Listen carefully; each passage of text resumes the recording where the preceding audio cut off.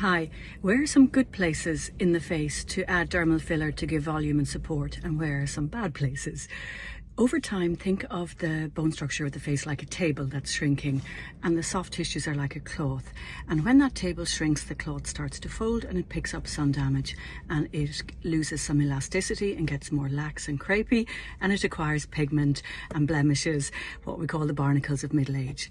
If I look at my face, and I'm 59, I have some volume loss, particularly around the lateral part of my face here, in my temple, in front of the ear, in the jawline, and then the volume that's there, those fat pads are sliding down my face and they're creating these borders here and making that nasolabial fat pad heavy, making this jowl fat heavy.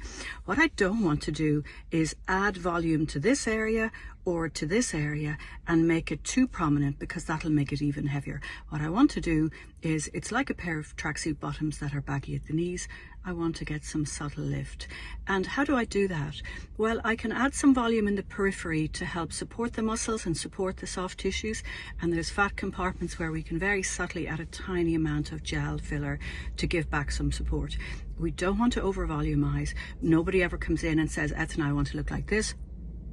But they do come into me and say, Eithne, I want to look like this. So it's all about putting it in subtle amounts, really tiny amounts, in the right place. What you're doing is you're getting support. Are you going to get a massive lift like a surgical facelift? No, you just can't. Fillers just, from a physiological and physics point of view, just can't do that. But they can give support. They can disguise some of the areas of volume loss. They can help reduce those hills and valleys and contours in the head. And one thing we say, which sounds mean, is we describe sometimes the shape of the head as peanut head, where there's fullness in the forehead, hollowing in the temples, fullness in the cheeks, hollowing in the cheeks, fullness in the jowls, hollowing in the pre-jowl, and fullness in the chin. And it sort of undulates like hills and valleys and creates shadows and contours. And we know with makeup we're really trying to mimic that. So I think fillers really have their place. I don't think they're going anywhere. They need to be done by a qualified medical practitioner with a really good knowledge of anatomy, who's putting very small amounts in the right places. Mobin master radiologist and aesthetic physician has just shown some MRI studies showing filler products can last 2 to 15 years when you do an MRI. Now, are they going to stay in that exact spot for up to 15 years? No, they become a little more boggy and they can spread a little bit, but putting tiny amounts in really, really careful places can have a wonderful result and give subtle effects that last in a good way.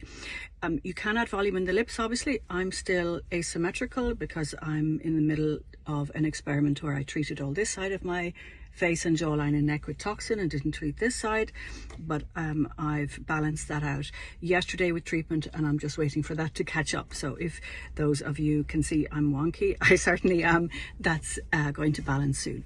So fillers, I love them in the right place, the right amount, with the right person doing it. Super.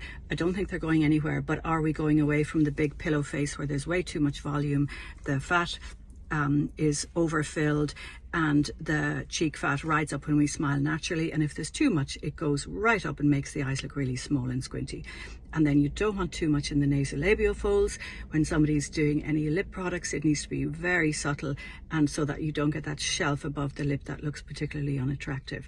So be careful, do your research, and look after your lovely, unique face, and stay as safe as you can. Take care, bye.